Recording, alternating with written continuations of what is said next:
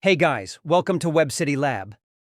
Is your Windows 10 or 11 showing a black screen after logging in? You're not alone. And yes, it can be fixed.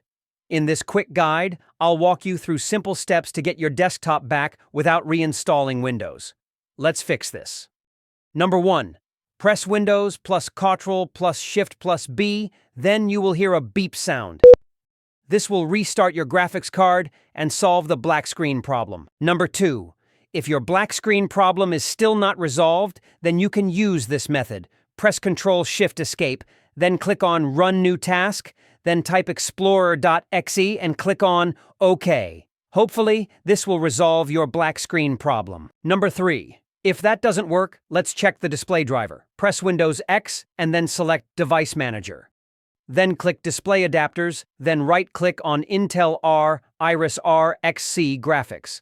Click Uninstall Device here, then restart your PC. Windows will reinstall the default driver, and this often fixes the black screen. Number 4. One more fix. Disable Fast Startup.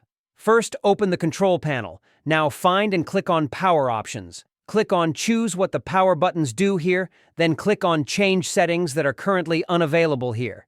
If the Turn on First Startup option is checked here, then uncheck it, then click on Save Changes below. This can prevent future black screen issues. If you want to get more informative videos like this, subscribe to the channel and like it. You can comment on any problems you have. Thanks for watching.